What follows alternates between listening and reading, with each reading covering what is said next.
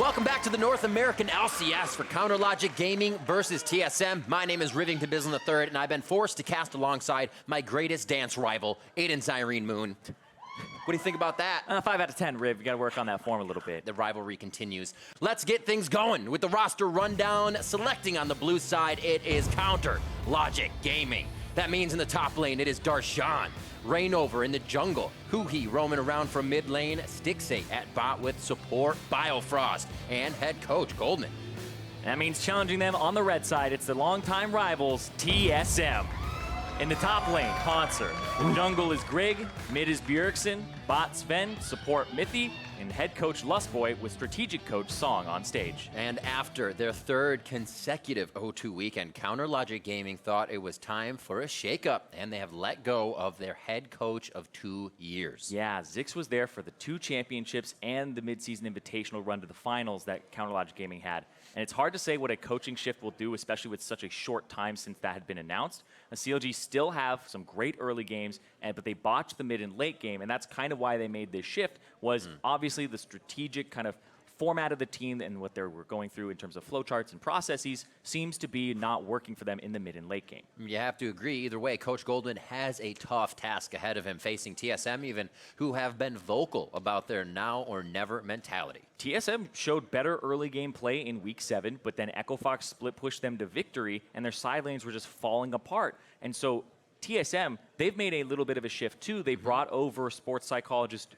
Weldon Green, who they've worked with before, kind of the mercenary psychologist of the esports scene, who just works with whoever is going to basically, need him the most. And TSM are in dire need. They brought him over, and the reason they're in dire need is the winner of this stands a pretty good chance of taking a playoff spot, and it's through a former rival. And think about, you win, you're in a good position for playoffs. If you lose this, you are in a terrible position, and you almost have to clean sweep your remaining schedule. And these guys want the win even more. We talk about our dance rivalry, Zyrene. This is CLG and TSM. These guys have been around in the LCS and just the League of Legends scene forever. So even getting into the playoffs, the win feels great over one of those rivals. We'll see now in Champion Select who really came to play hard. Kali banned out with Rakan and Zoe. A lot of those power picks just knocked out by CounterLogic Gaming. We expect the same from TSM here in a possible Nocturne final ban. Nocturne Kindred, though, is still left up. You might want to trade 1 for 1. I would believe in that combination. That or more Kindred the Kindred is a little bit stronger, in my opinion.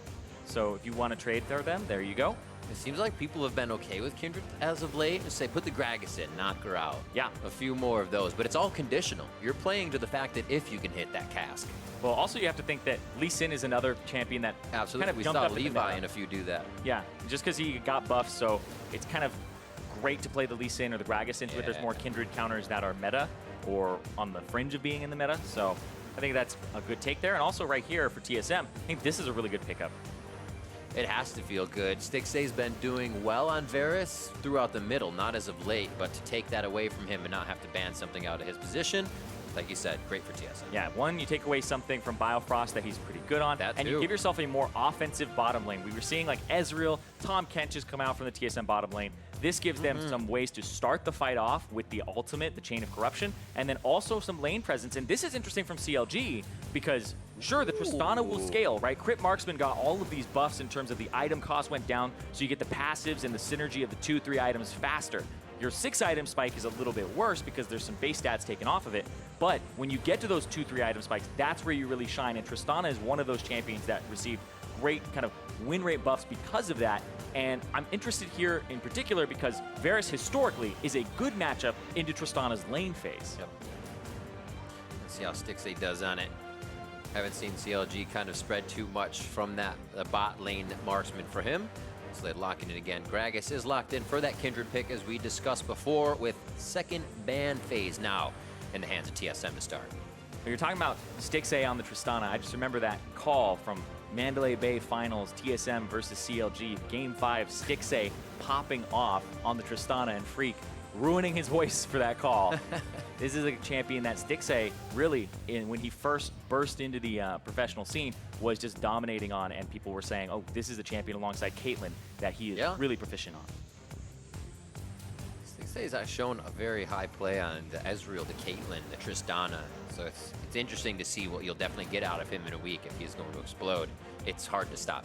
And we were talking about CLG have kind of good early games, right? They have highest first blood participation, especially for Reignover in the entire league. And this has been kind of an issue of their mid-late game. Tristana's great mid-late game. So if you can make it to mid-late game, have early game leads, then this champion will thrive. So they're drafting a little bit more for that. Not the Kalista that we had seen that falls off, right? Yeah. It's the Tristana that's going to scale incredibly well. And as these bans come out, things like the Zillion being banned away from huhi, just kind of saying, nope, no Zillion Kindred combination like the analyst was talking about that Cloud9 had. You play to that, you say to the late game too, where Stixxay can go with that Tristana. That's where TSM loves to be. They said, well, if we don't really like the early game, we're going to extend this another 15 to 20 minutes. We'll out macro you, and we'll find that fight when you're trying to get to Baron. If you want to close out the game, we'll close it out on you with just that fight. How do they round out the rest of it? Yeah, Syndra's still up. Bjergsen has an easy pick there to help control the mid lane and also bring that impact, the possible impact plays to this game. Yeah, and the Fizz was banned away and the LeBlanc. These are actually two champions that are pretty good into Syndra, especially the Fizz is a hard counter, and Fizz got massive buffs where his solo queue win rate jumped about 5 to 6%. So the Syndra, though, is one that also got buffs to the base damage of her orbs of her Q. So her early wave clear and harass and trading potential is higher. So we're going to see Bjergsen on this signature comfort Syndra that's in a powerful state right now, especially the early parts of the game. Taliyah left up along with quite a few others, and she does get sorted into the mix here, along with Cho'Gath. Seeing quite a bit more of him towards the top side of the map, and he will be locked in for Darshan this game as his champion pool keeps getting more versatile. Mundo, the possible lock-in here for Hauntzer, some safe play. I always remember Hauntzer on the Poppy, but they got most of their composition locked in. That would work good with Mundo. Yeah, the Mundo would basically just say, all right, the only going to take some magic damage, you can itemize towards it, but if you want to split push and control your side lanes, the Gnar, way more aggressive, something that you can actually control the side lanes on, and when TSM are getting split pushed to death by a team like Echo Fox, want to practice that up during the week, make sure that you've shored up that weakness, the way you were exploited last time. And so TSM now have a shoving mid lane. They have themselves a jungler that can kind of counter the other jungle in terms of the ultimate. They have an aggressive bottom lane that can make plays, and then they have a split pusher for Hauntzer. CLG, they get to play off of mid lane. This is huhi being the pivot. Huhi Reignover need to team up and go to the side lanes and try to figure out how they're going to get these guys ahead. Now my question for CLG is, you kind of say how they're supposed to win. Is this a composition that stops the bleeding for CLG's loss streak? Is this something you feel like they can put onto that podium here against TSM? Well, I would say yes, because huhi has actually been performing quite well in the last few weeks, despite the fact that they were losing. Take out his Renekton and Kled games, in the Orianna 3-1-3 in a loss, the Galio 1-2-4, his Ryze 7-3-8. All right. And then a 0-1-3 Ryze. Huhi has been one of the better and more consistent performers on this team, giving him a Taliyah, where his biggest strength as a player is playing Aurelion Sol, going to the sidelines. Taliyah right up that alley. So they're going to use huhi as the pivot here to go to one of the side lanes, potentially both of them, and try to set up the team for success. And it also makes split pushing a little harder as the Gnar. Things are getting tighter as we head towards the end of the split.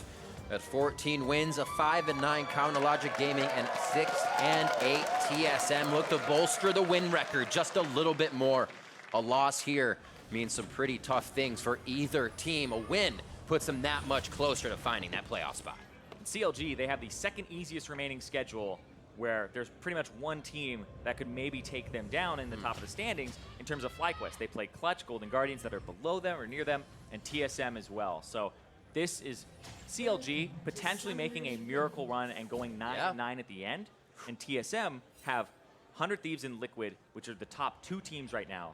And then they have CLG and Optic. If you lose to CLG here, you're going to have to perform better than your schedule indicates your level is at in order to take down the two teams that are 3 or 4 wins ahead of you in the standings. Right. So for CLG, it could be the start of the miracle run here to finish off the split and cut that 6-game losing streak and make playoffs. And for TSM, it's making sure they set themselves up so that those next few games, they don't have to be at 110% and play above the level that they've currently been, because they've set themselves up for success. Well, for CLG, we usually see that miracle run or righting of the ship when they're at 500, kind of the middle of the season.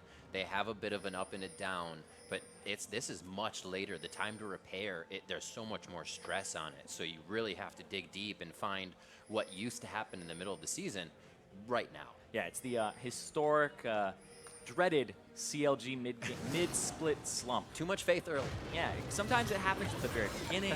Sometimes this split, there was like a good start to them. They were tied first. Then it was just this slump that it's been 3 weeks. It's been a month right now for Counterlogic Gaming where they haven't been able to pick up those wins. And 3 0-2 weekends for this organization. Something that they're looking at going, well, we need to shift things. And that's why things like Ziggs being let go after so many years are not completely unprecedented, I would say. It's something where replacing the coach sometimes helps because maybe he's not fitting the players anymore. Yep. And these teams, they've been in these positions. That's why they kind of hold the monikers they do and the titles that also CLG has is they can right the ship in these certain situations. They find the errors, they correct them in time.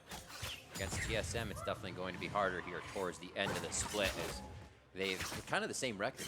2 wins in their last 8 games of 2 and 6, so both are trying to stop the bleeding but start the wins. Yeah. TSM with a push on the bottom as we start things off. The last 4 weeks for both these teams have been really up and down, and for CLG especially, it's been pretty down. Like you said, both teams in their last 8 games are 2 and 6. So if you're going back 4 weeks, taking the whole month into perspective, then yeah, it has not been a good one for them at all. But back to Wheelhouse, right? Back to the Syndra, back to things that feel good for huhi, where he can roam. All that comfort. And try to start off week 8 here for both teams. Just coming up on 3 minutes. Bot side push for TSM, top side for CLG. So the junglers, if they really want, have a few things to think about, but staying all quiet as they just keep themselves on either side. Yeah, Grig actually went for a full topside clear there of his jungle, which is a little bit unusual. You don't always completely clear that out, but then he gets the bottom scuttle, which is a little surprising. But oh boy! Ooh, did he want to shove him that much closer? The heal's there for Bjerg. Can't take too many turret shots. Airy comes through. He knows Grig is just around the corner, but Reignover has an eye on that, so huhi has to hover a little more towards the top side. Good aggression here. Kind of gives the advantage to TSM for vision. Yeah, and Bjergsen, he has heal, so he can actually get some extra movement speed and just kind of change, I would say, his health pool relative to huhi's in a 1v1, but huhi has the cleanse, which isn't useful against the Syndra except for getting out of the stun if you think you're going to get locked down. But by that time, usually she'll already have pressed the R on you. So a lot of that is for the later parts of the game where you can get stunned up and you need the mobility versus the Braum and the Varus. And so far, it's been pretty good from Bjergsen in the mid lane on that Syndra that got buffed. Quick clears, you can see huhi's like, I'm just pushed into my turret right now, especially after that aggression we saw. But a lot of these attacks from Bjergsen back to the caster wave, cutting the wave immediately, forcing huhi to farm on your turret. He says, you want to leave lane, it's going to be a bit harder this game. Good pressure from Hauntzer, top 30-33 in CS there as Darshan has a slight lead, but everything's really there in front of them to be picked up as they nice dancing. I like it. Yeah, Hauntzer had to lose some CS because he had to play back.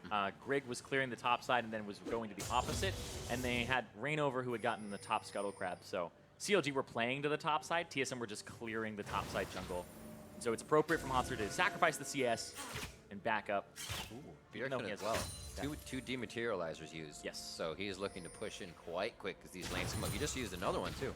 Yeah, you were just talking about how keeping huhi shoved under turret is going to stop him from roaming. That's exactly what the doctor ordered here for Bjergsen. Who has the dematerializer to make it so that he can clear those waves out very quickly, get roam priority, and also make it so that he can match the Taliyah in the mid game. Look at that wave crashing into mid turret.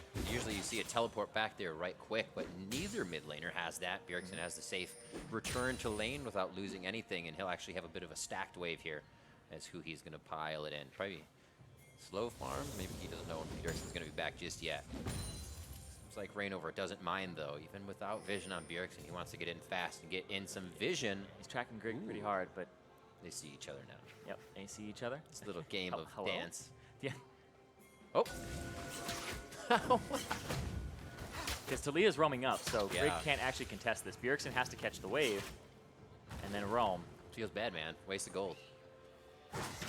Good clear, good pressure. Reignover now gets in the face of Grig. That was the pressure here, kind of on the bottom side of the jungle to start things off as Bjergsen won the early push in lane. Grig now returns, and we'll see just a few Raptors left. Yeah, it's interesting because Grig is playing to the top side of the map when his bottom side is actually the stronger lane with the Varus and the Braum.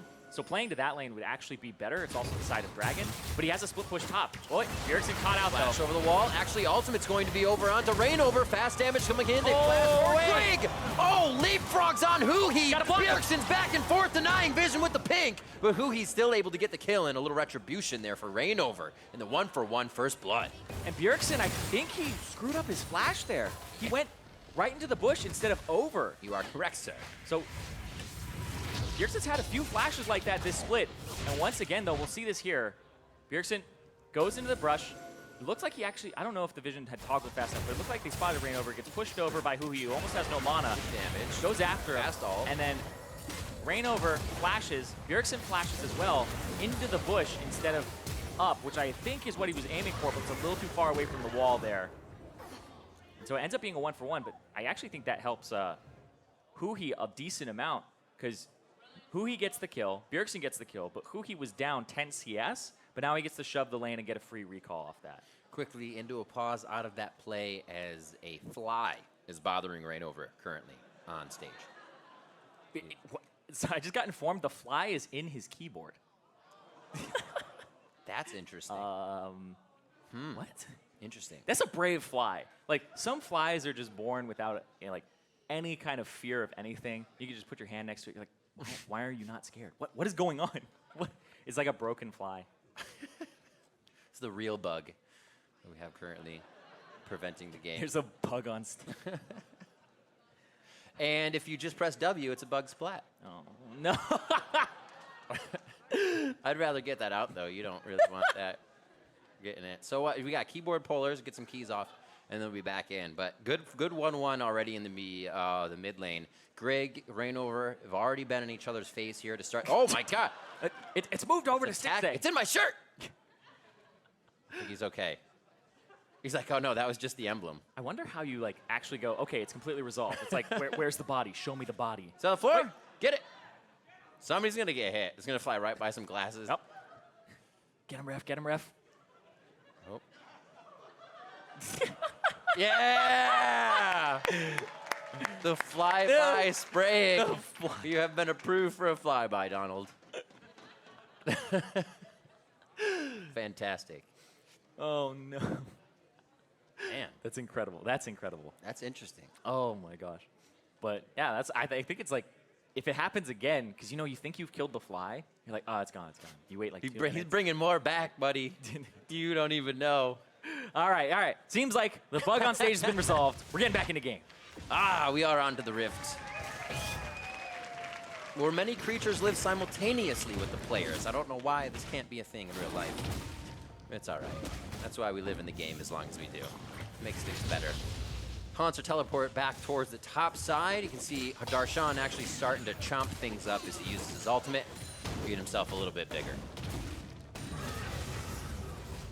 And actually has a decent CS lead here for Darshan. Up Yeah, about 15. There's a wave to get caught here by Hauntzer. But they both use their teleport. And it's just been pressure for Darshan. Because Grig, his bottom lane is the one that's 10 CS up. His mid lane is the one that he wants to play to. So Grig kind of has to play to Bjergsen's Zven based off of jungle dynamics and pressure. But it's a Gnar top lane versus a Cho'Gath. You want to go to this lane, ward for it, and make sure it's safe, because otherwise Hauntzer can't pass the halfway point. You see the control wards for CLG on the top half of the map? Yeah. They will spot Grig going for almost anything in the top side. So Darshan gets to push without worry. So Darshan gets to pressure the Gnar the entire time, and Hauntzer has to fear ganks. It really extends that rule. It's kind of like, don't cross the river alone, even in lane. Farm as slow as you can. Don't even be on your own side alone. It's Stixxay. Remember, the teleports aren't really around the map for the rest of them, so they pull the bot lane up here for a moment. Biofrost is in mid. Hello? Good tank by Darshan. They're not going to be able to get in long enough as Reignover wasn't there with 6 yet. A little too quick of an activation alerts Hauntzer to everything that's going on. They'll have the turret to themselves now. We'll have to see what Grig does if he heads towards bottom. But they're going to get this turret faster because this is CLG. This is so good because what they're doing is they're saying, well, we're losing the bottom lane slowly but surely. Instead, abandon it, abort, get out, go somewhere else. They swap the lanes with the teleport, and there's no teleport on Zven. He took heal for lane dominance, and that's first turret for CLG off of a quick swap. The kill doesn't even have to be there for them. Hauntzer can get out, and this kind of facilitates what you know CLG for. Rotating early, taking down the map, and opening things up on their terms to make the next move. That Tristana pick, we haven't seen a Demolitionist in quite some time, drops turrets. We'll see if they can keep doing it. Ocean Drake does go in favor of TSM early to help out a little bit in the laning phase, which just cracked. And we'll have to see how both teams respond. Yeah, that was really, honestly, incredibly well done there for CLG to get out of something that was kind of a slow bleed for them. And it accelerates the mid game too. Now the Tristana is going to get to a point where she'll have more gold. She'll be able to kind of just come online, get her items, and then be ready to roll. So I really like that, kind of infusing the game with gold, right? If everybody gets 1,000 more gold, the people who scale with it better benefit more, even though it's 1,000 for everybody. It does feel good. And players want to feel your energy as well. Spam those chats. CLG, TSM. Do it on your phone right now. Take it out. Pay attention, but do it on your phone. It's okay. 10 minutes on the clock. 1-1 in those turrets. Just throwing the gold in the right pockets is what they need now. They're hoping to keep Stixxay safe, but also play him on a little bit of a bait here. Biofrost says we have you protected with Reignover just in the wing as well. Yeah. But TSM, they're not biting so much. Yeah, remember the vision control exactly. we were talking about earlier. Call. It's all been for CLG on the top side, and it's been hard for TSM to do anything up here because they're not playing the Hauntzer. They're kind of abandoning Hauntzer despite him being a split push champion. And so there's been way more control here on the side of CLG on that top half. And they gave up the Ocean Drake to TSM. Ooh. But look, that is so close. It's actually insanely close. Same game. Close vote, close game. I wonder when it's going to break open. Kind of what do you see at this point? Do you think Rift Herald is going to be that first one, or does somebody give it up because CLG has that pressure on the top side now? I'm unsure of who's exactly going to get it because it relies on which jungler is going to be on that side at the time. So I think something has to happen here to kind of break it open. Grig does have ultimate. He can potentially go for huhi. He doesn't have flash for a few more seconds. But CLG, they just have control, and you can see TSM are wrestling it back right now. Because control will wax and wane based on how many people you bring to a certain area. I think they just got an eye behind Dragon on Reignover. He knows to come up now, so they can't instantly start it. But you're right. Quick time used there to deny vision and gain their own security system around Rift Herald, and TSM feels a little more comfortable now. As they head back to lane, a small rotation from Darshan before his teleports up means he's going to be there first if anything does happen. Looks like everybody's okay with being calm. Really? They'll say, well, you put your wards down, we'll take it back once more and try to rush this. And with Darshan roaming, I feel like they're going to have the upper hand here. Yeah, Darshan is there, so they don't have Hauntzer at all. Nice There's wall. The wall. It doesn't accomplish too much. No, it's still going to get in if they want it, but here comes Hauntzer. Kind of stolen on over.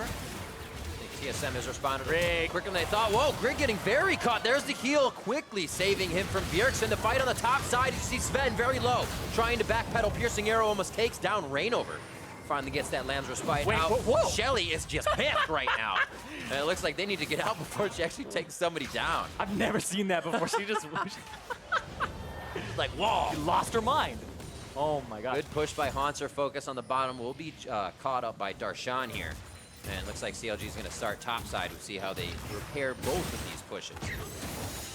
So another stack for Reignover there. It looks like that's his first one of the game. It is, yeah. It is one his first on the one. side. It's kind of rough because what he did is he took the top scuttle and then at the very first one, and then if you don't get a scuttle crab on your first mark, they only spawn on scuttle crabs. So from that point forward, from that point forward, if the enemy team can actually go to whichever scuttle crab is spawning, Kindred can never get a mark. Because you 100% know where the mark is spawning. Just keep killing scuttle crabs. It cannot spawn on anything but a scuttle crab for the first mark. Picking up a few of those definitely help against this team. Trying to get close to Bjergsen, Zven, even Mithy, you get caught with that cussed blow, or your Winter's Bite, I should say. You're just locked up right away. Slowly moving in, another Ocean Drake coming up, which would really benefit TSM to just stay out, keep these lanes pushing. It seems like they're absorbing a lot of what CLG is doing right now, so the Ocean Drake is really benefiting them already. Yeah, the Ocean Drake will help Hauntzer in the split push, but it also means that you get to siege for a bit longer and fish for those poking arrows, fish for the Chains of Corruption, or even just, I would say, Bjergsen Scatter the Weak is kind of the biggest one. CLG's engage is basically Biofrost with the Hex Flash and the Flash and Headbutt Pulverize, or huhi laying down a wall. huhi right now actually very low on mana. He'll contribute a tiny bit to this fight. His ability is going to have to be very impactful if they do go for something here. Mid lane's going to get a slow push here. If they try to get onto the Rift Herald, Reignover is just getting a cheeky smite, and if he can stop it, they push mid in. They're going to be going for Herald, and it is not picked up just yet. About 45 seconds on that to play around, and it could definitely escalate into another fight. Looks like they'll leave it for now, or Grig's going to... Oh, Grig, is this TSM jungler sacrifice? They're waiting. Biofrost is like, do it. Yeah, Oh, now they see him. Oh! Yeah, Reignover's hatching a ward too. The Hex flashed away. I love the fact that Rift Herald, actually the eye of the Herald stays that long. It's so fun. It like looks at the nearest person like, are you gonna pick me up? Come here. It does look at the nearest person. Biofrost, please. Never noticed that. Come here. Oh. All right, so after the game, we are right now gonna check in with Dash to figure out what's going on then. Thank you very much, Riv. After the game, Echo Fox's Smoothie joins the State Farm analyst desk to break down these two NALCS giants battling for their playoff lives. Be sure to join us. Get some Smoothie insight as we head into those final games of the day. Always great to hear from the professional players, especially this late in the season, because you get an insight into the intensity and kind of what everybody's going through in every single play. And there is the Ocean Drake being locked down by TSM. Another one for them. Nicely pressuring the game and able to do, like you said, a little more lane work for Hauntzer and being safe in that process. Yeah, and so Hauntzer's now at a point where once he completes the Black Cleaver, he'll be able to pressure Darshan, who the Cho'Gath kind of gets these patchwork items at first. He needs the armor, he needs the HP, gets himself things like the Righteous Glory. And it's just to get him into these fights, because the engage from CLG, like we said before, is really on Biofrost. You see mobility boots, making sure that he has the Hex Flash so he can try to go for plays. Yeah. So that's really what they're relying on is Biofrost against his old team to kind of pull the trigger and be the one who starts those mid-game fights for Counter Logic Gaming.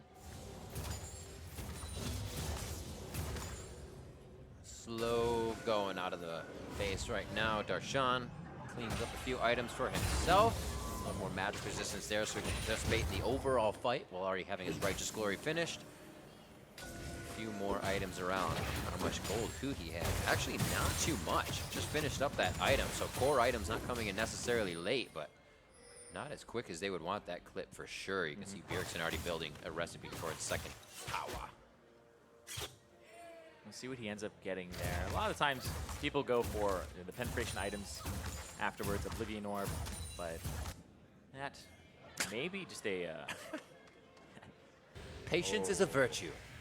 Okay, yep. He's like, it's just going to happen again. That's a TP from Stixxay to rotate. They're just abusing the teleports to move around the map and try to knock these turrets down. That gives them momentum, that gives them pressure, and it can't be matched. He shoves. He plays on the low side, though, for Reignover's pressure. Biofrost. Moby boots in from the side. He is a cruising cow right now. And Zven is left alone on the top side. He should be able to trade that turret through. They're going to say focus on that. A ping comes down. But how much do CLG focus on the other side? Without Zven, he actually pulls off right away on that turret because he is needed.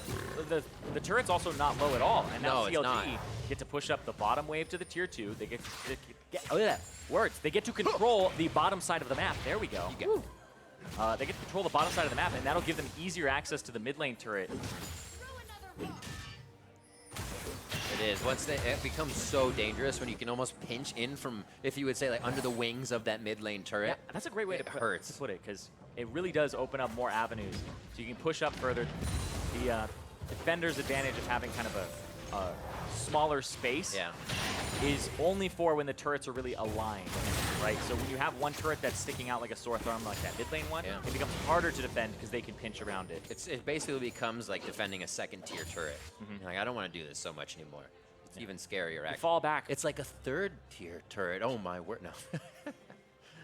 So that one final knockdown should put a good bit of gold in CLG's pocket, and we'll see a few more of these core items getting finished. Reignover with the QSS. Well, I think right now they're going to try to go after Hauntzer Yeah, they're going to go after him here. Hauntzer cancels his recall because Stixxay was walking up, and here's 3 on him. Gonna take him a bit. He's gonna go Mega Gnar here for a second. Just get some wallets and some throw. He is getting thrown around himself as he scoops him into the wall. A good kill to Stixxay as he says King Me jumps out of that fight.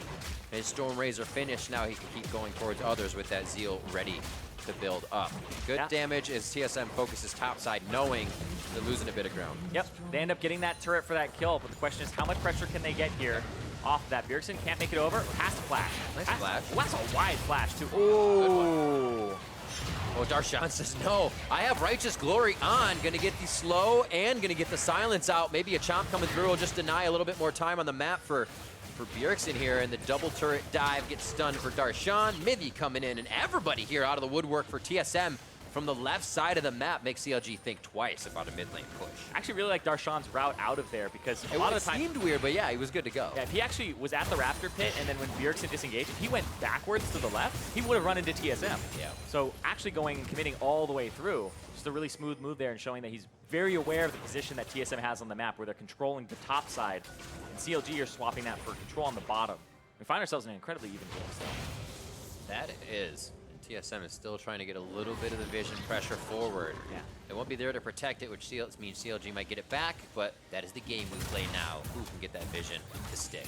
Yeah. It's so funny because when I was watching the TSM Echo Fox game over again, Hauntzer was getting destroyed in terms of Echo Fox were making these really awkward trades where it was like, we're killing your side laner, giving up Dragon and turret for it, but we're doing it. And that just happened again from CLG. They killed Hauntzer because getting ganked by 3 people like that, when there's pressure on your top turret, is a little obtuse. It's something that you don't expect, and it shouldn't be happening from if there was a book on macro that was written by, you know, the gods. Like that guy should only see 2 people if he is one by himself. Yeah, really. It's like maybe send 2 people, right? You know, or this shouldn't be happening, kind of thing.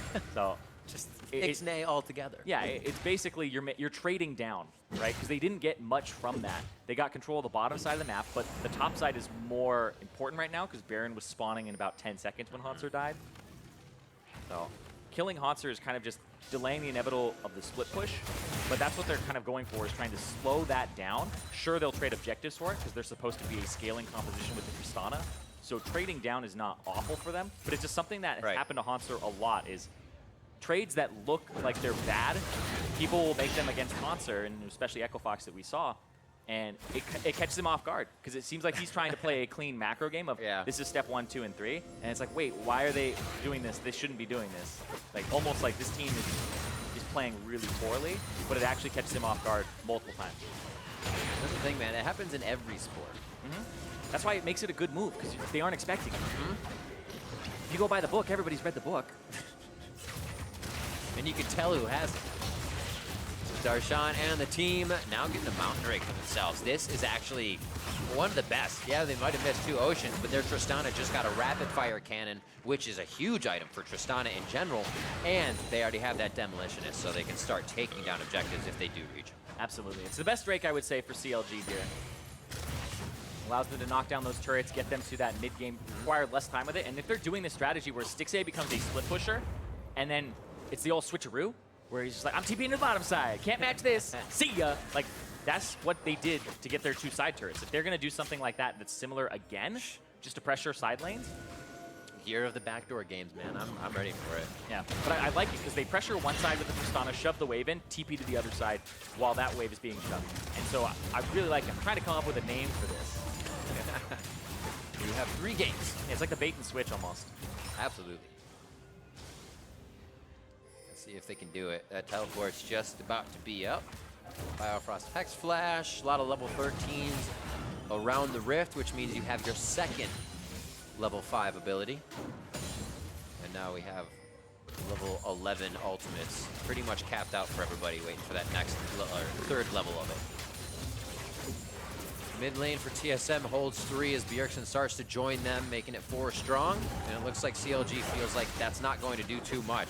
Huhi towards the top side to start splitting as Hauntzer's focus has been 110% in this bot lane. Even Darshan is kind of walking out of lane as Hauntzer continues to stay and is only coming up if that teleport is necessary. We even saw CLG just bring the entire team down to Hauntzer. He has a priority, and he is going to continue that split push until TSM get the pressure they want on the other side of the map. Right now, TSM have actually lost that pressure on the Baron, like you said. So they have to play kind of up through what they have. Here comes huhi with the Banshee Veil. Good job by Mithy. Ooh, throw another rock indeed. The Weaver's Wall closes in TSM. A quick kill onto Reignover. Can't even get the Lamb's Respite out. Now they're going to be killing down onto Biofrost as huhi and Stixxay must get out of this fight. And they were turned around on immediately. And that was great. You saw Grig went in there, got the stun onto Reignover. Reignover, believe, has a QSS, but it wouldn't have mattered anyway, because if he got out of it, he was still going to get launched. But hold on. Darshan coming up, Flash Force there with 200 HP left on the Cho'Gath. And that bit of left and right, while finally getting Hauntzer into the fight, definitely gives TSM the upper hand now. They finally strung CLG a little bit thin. That was a perfect play there in terms of execution. They get that mid-turret, and then TSM in a really good spot here. It's just the side lane, side waves. Hold on, TP though. Looks like CLG are gonna counter with a Baron rush here. Mithy is the one here to check. It's a Cho'Gath that has the feast, and if they can keep Mithy from checking it, Biofrost, they see him now. There's the TP. The Mountain Drake and a prayer here with Stixxay trying to kill it with Darshan. TSM gets themselves very quick back. And honestly, CLG's looking for that window. If TSM were to leave it open for a second, man, would that have changed the game. But TSM, no better than that. Yeah, TSM Mithy doing a great job of checking it and making sure that he's not overcommitting. That's been an issue for TSM in the past. Face checking. This is great. Blocking the walls. It looked good altogether. And then Grig changes to Reignover, and that's basically 100-0 there. He got hit by Chain of Corruption, ultimate from Grig, and Bjergsen hit him with a W, I believe, at the same time as a Q there. So much for QSS. Yeah, the QSS wouldn't have done it. He had to have QSS flashed away from everything in order to not be destroyed by that. So you're saying he had a chance? I'm saying he potentially had a chance, yes.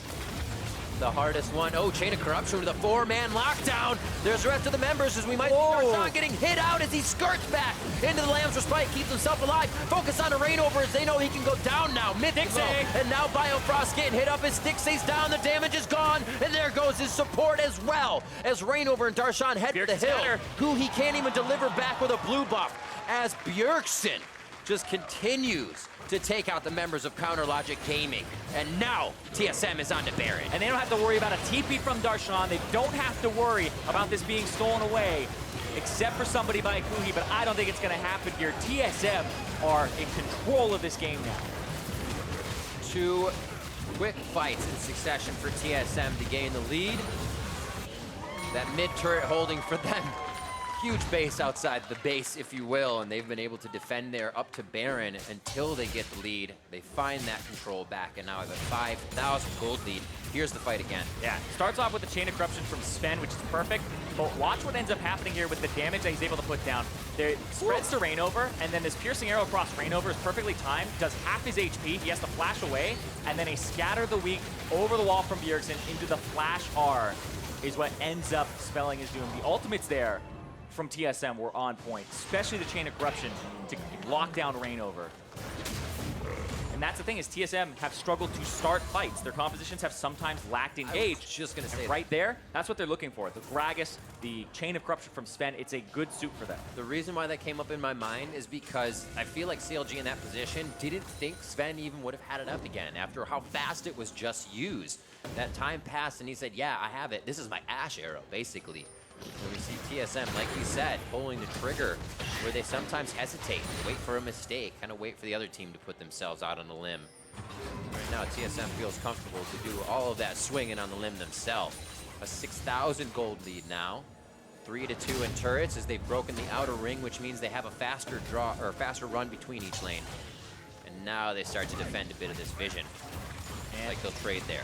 Hauntzer looks like he's gonna go push the mid wave. huhi can't quite get Zven there with the seismic shove, which would have been really helpful to start a fight off.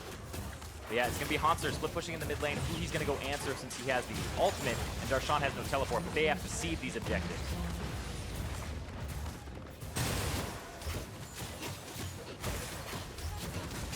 Good hits.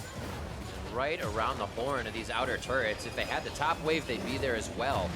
Where that is pushed in for Counter Logic Gaming. A little breathing room for them with that wave, but a whole bunch of damage.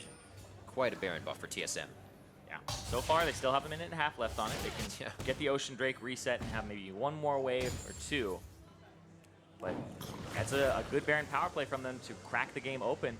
They may end up with about 8,000, 9,000 gold as their advantage. Clean the jungle on the way out. And TSM, if they go back to Hauntzer split pushing, who now has a 70 CS gold advantage, 70 CS advantage over his opponent, then he's going to be in a really good spot. He's basically built for the 1v1. If he can get, I believe, the Rage Blade as the next item here, he'll be sitting pretty and doing a lot of damage to Darshan. And you can basically just leave him to his own devices, and CLG have to deal with him because he's a ticking time bomb.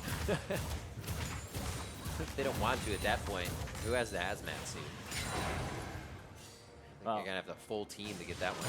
Yeah, that's the thing is, dealing with the Gnar would be difficult. You'd have to have huhi. He'd be the one with the hazmat suit. He's the one who would have to go in and kind of stop Darshan from dying. But Darshan is really just kind of fodder at this point. He's what you put up against the Gnar to stop him from pushing the entire wave in. Yeah. But he's down about 2 levels. He was down 3 just a second ago. So it means that level advantage is actually very much so in favor of Hauntzer. 21,500 or 21. Yeah, 21,500. 21,500. 2,100, I should say. Gold up. Yeah. Ah. I don't know why I put a half in there. Just felt like adding words. Make it sound very mathematical. Yes. Coming up on 30 minutes. Are they going to be able to take this uncontested? I don't know. CLG would really have to get the perfect engage if they wanted it. Maybe if huhi was coming from the right, which is warded. A lot of what ifs. And that's then if you're in that position, you know things may have fallen a little too far behind. Yeah. Stixxay and huhi are the two who need to kind of save this game from counter logic gaming. Yeah. If they're going to. Stixxay now with that 3-item spike for Tristana, and he'll get the 100% crit with his next one. He doesn't really need to build a Last Whisperer item immediately because there isn't enough armor to really warrant it. So I would expect him to go for something like a Static Shiv right off the bat after this, or even a Phantom Dancer, who knows.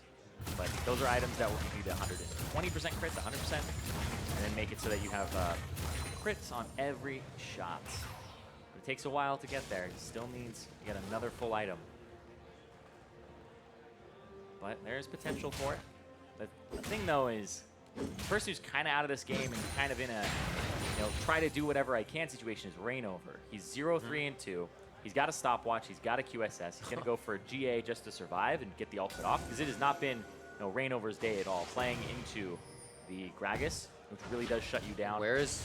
And he's 1 mark still. Still 1 mark. Still got 1 mark. Still 1 mark. Because when you start losing the middle part of the game, if you weren't getting those scuttle crabs early, then they aren't moving to other camps. They aren't moving to the bigger camps, and you can't even reach them. So. My gosh, look how proactive TSM is. I mean, look at Mithy's vision score at 81.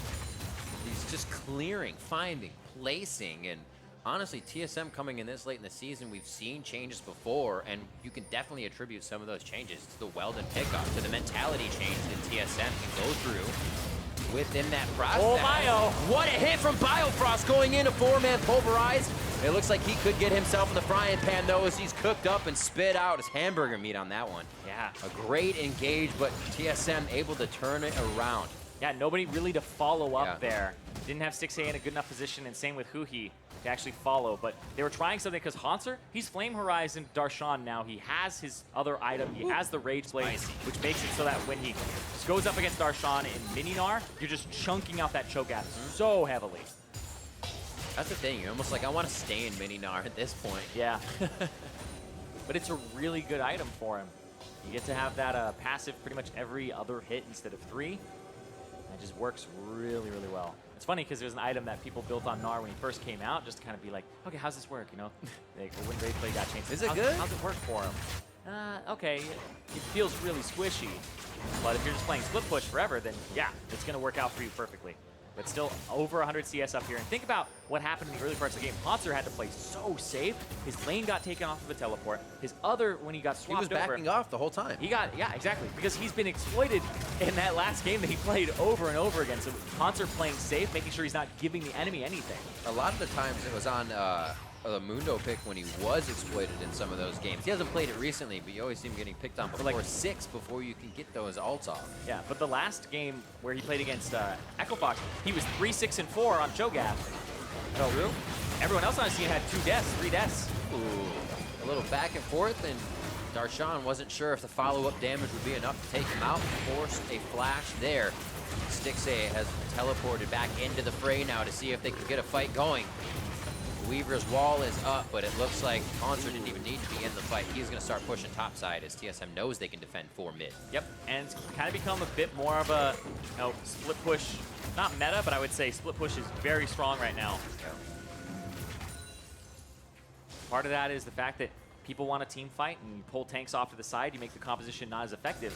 And also, I believe it's inhibitor turrets got about 300 HP removed, and Nexus turrets got 800 to 900 removed, or 900 removed, I believe. So the 2 Nexus turrets are actually 1800 HP less tanky than they were before in 8-11. I am sorry I'm laughing. I'm just watching Grig take hits and then throw a barrel and be instantly healed. Yeah. All the way up to full. Ooh, Spellbinder for huhi.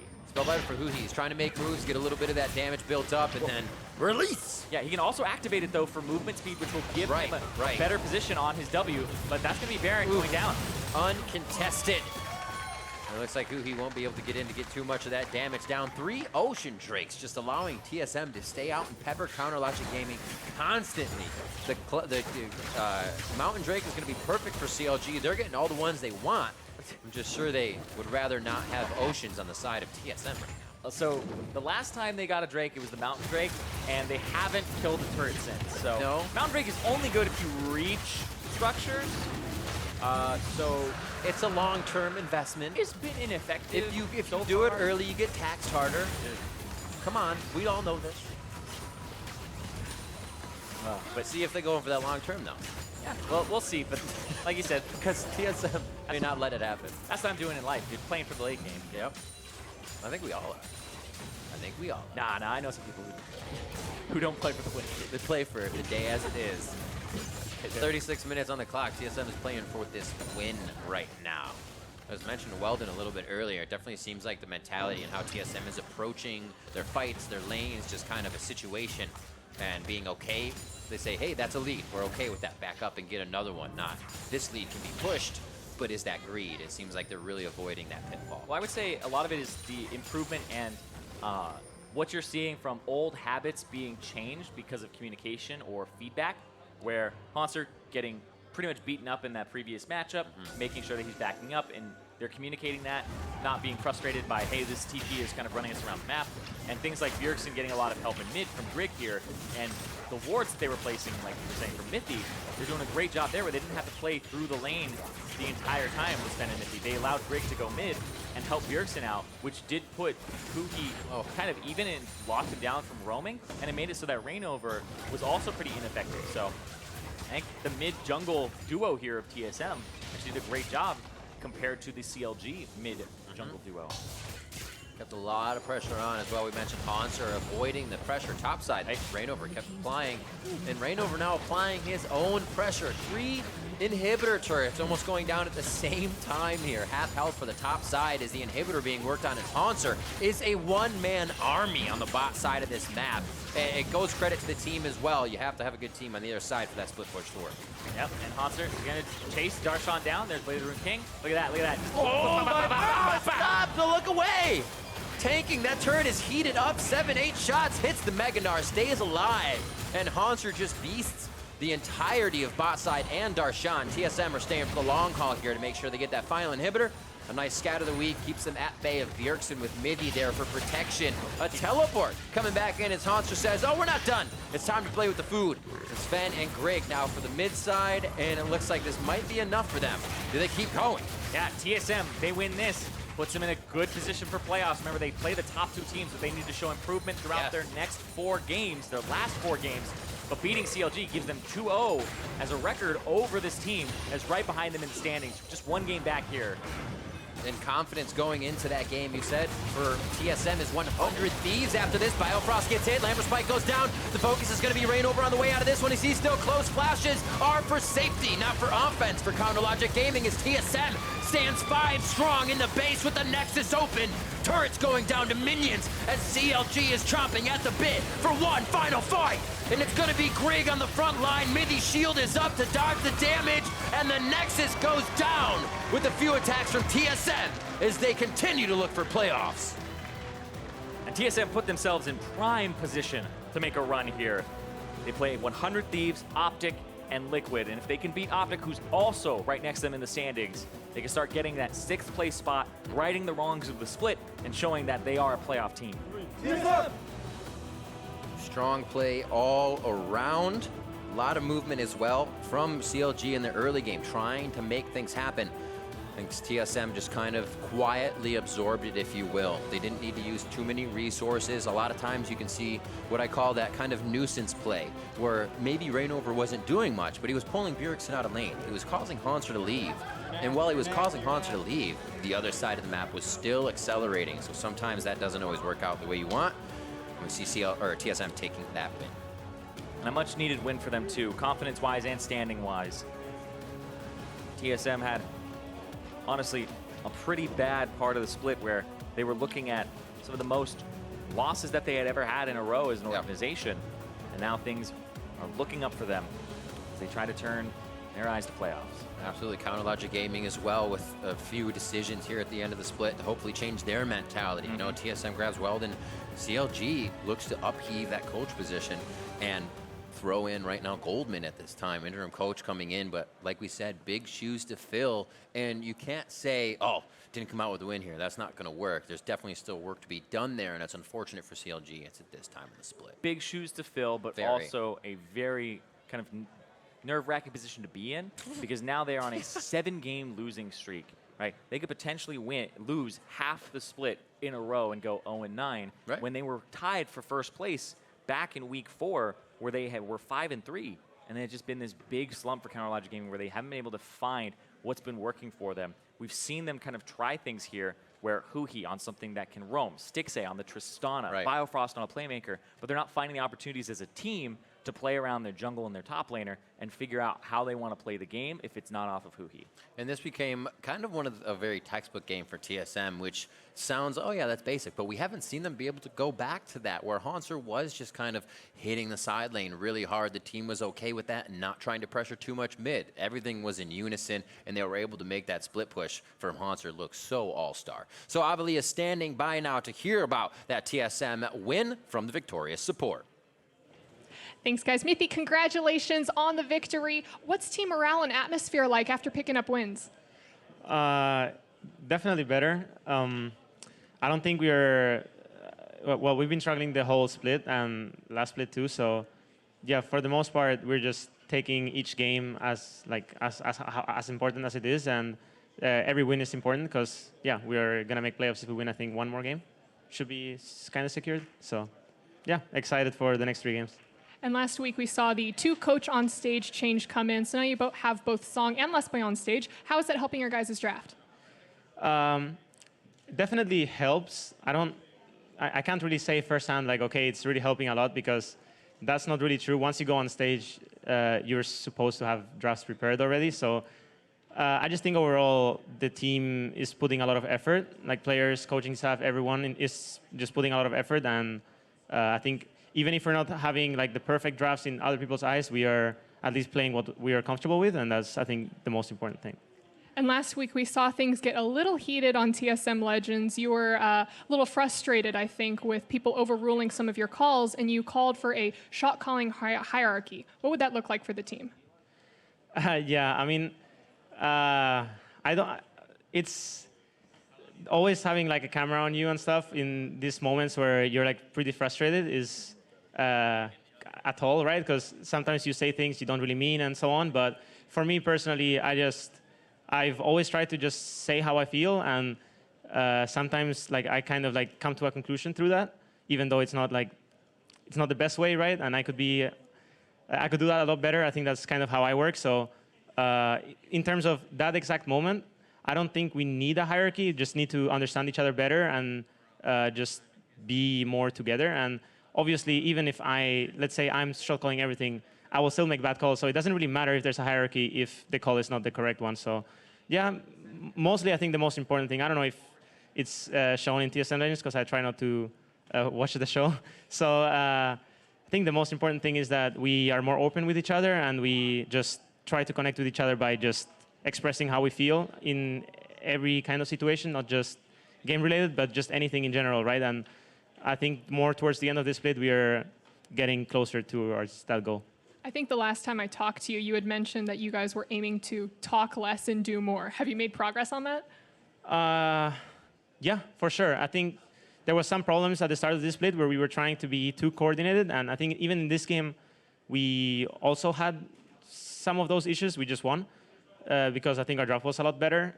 But yeah, that's something we still have to work on, for sure. Well, Mithy, thank you. And for more on the game, let's hear from the State Farm analyst desk and guest. Thank you, Avali. As promised, we brought Hello, Smoothie guest. on. What's up? Wait, they're lying. It says smoothie.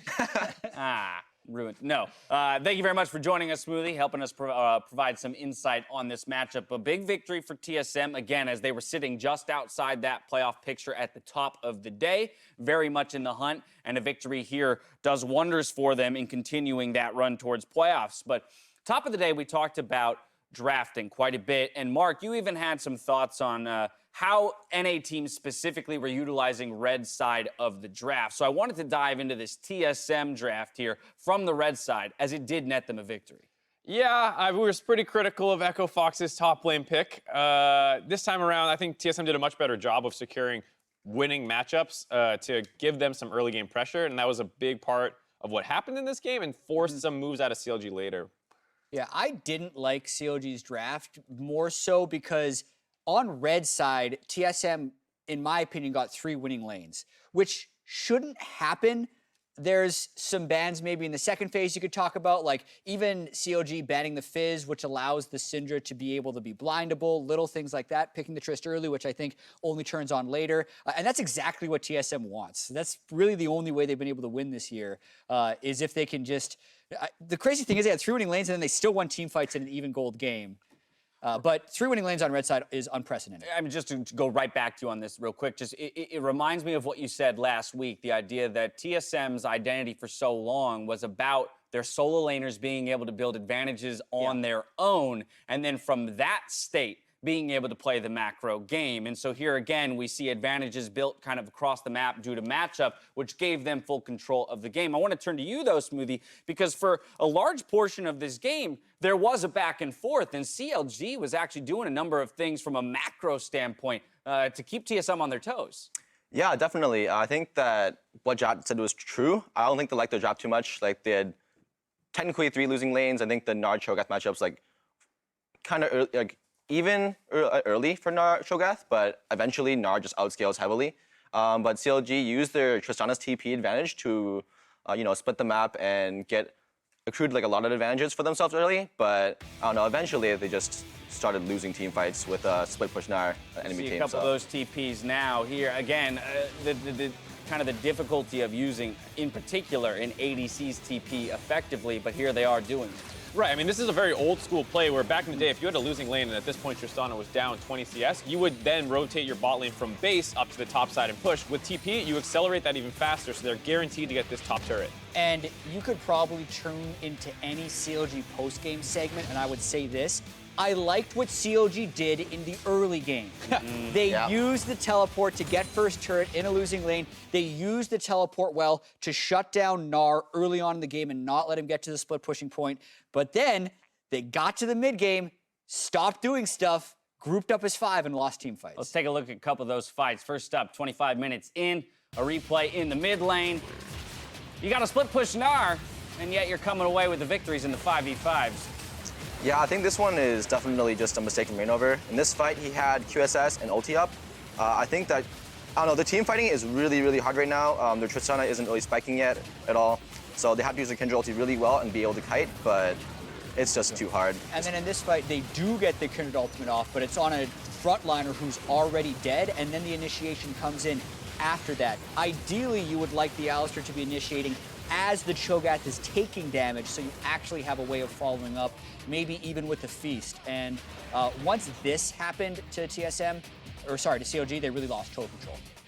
Yeah, it says it in the gold graph right there. Just it was very close game with CLG, offsetting that early game 3 losing lanes with good macro play, but then not being able to convert that into a team fight speaks to a much larger issue, I think. A 7-game losing streak here for CLG. We did, of course, talk about the fact that they had a coaching change coming into this week. Obviously, it's very hard to determine how much, if anything, a coach affects the end result of a game.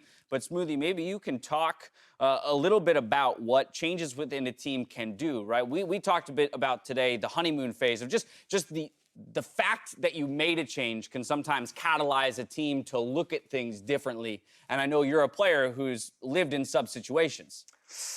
Yeah, I mean, changes can definitely bring good things, but also bring bad things, and they're still losing. They definitely had to change something. I was really surprised when I heard you guys saying that CLG are 0-7 in the last 7 games. That's pretty crazy to me because when we were scrimming them, I thought they were pretty good, and they were really good at getting early advantages, which everyone kind of knew in the first place. Yeah. But I guess they just couldn't close games. I want to ask you a question on that because we've had the discussion a few times of what our gut is of what a good team is usually determined by the early game.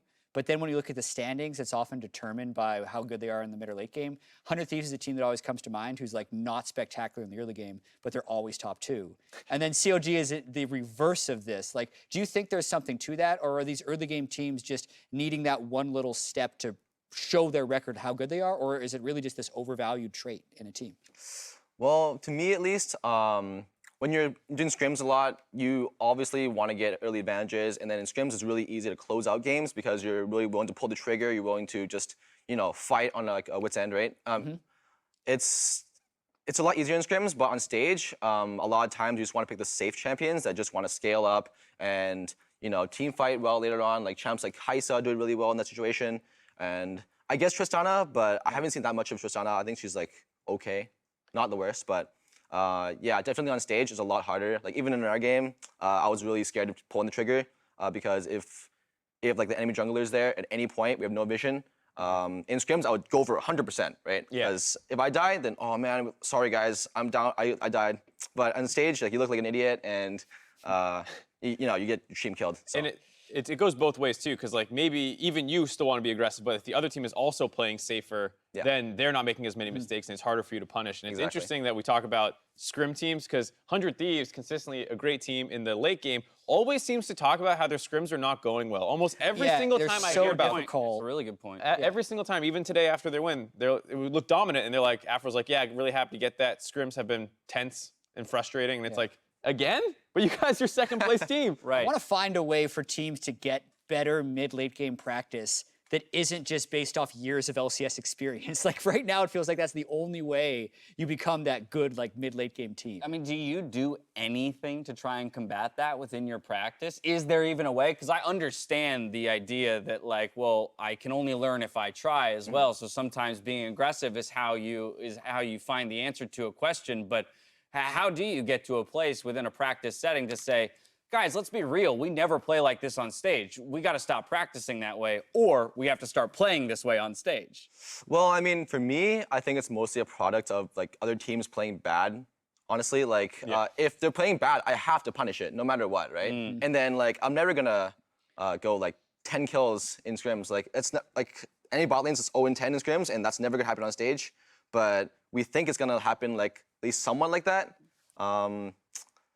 But it's really hard to combat it just because just player error, and sometimes you're unfocused in scrims, you just wake up, So. Yeah, and I also just had a thought of just the way League of Legends works. Every game starts at 0 gold and then branches out into a million different possibilities. Right. And the later the game gets, the more unique that situation becomes. So you get the most reps from 1 to 5 minutes. True. That's because it's more controlled every single game. True. But the later the game gets, the more complex it gets. I guess that's why the guys that have been playing for 6 years are the ones that are best in the mid and late game. Yeah, I mean, first 15 plays, as they call it in football, you script those first 15 plays out to establish what's going to be working for you the rest of the game. And it's kind of similar thing in League of Legends, I think. All right, well, I was happy to get wrapped up in this discussion, but Smoothie, I got to thank you. In order to get to a break, up next, Optic Gaming hopes to hold on to playoff positioning as they go against Team Liquid. Meet us here for Game 4 after the break.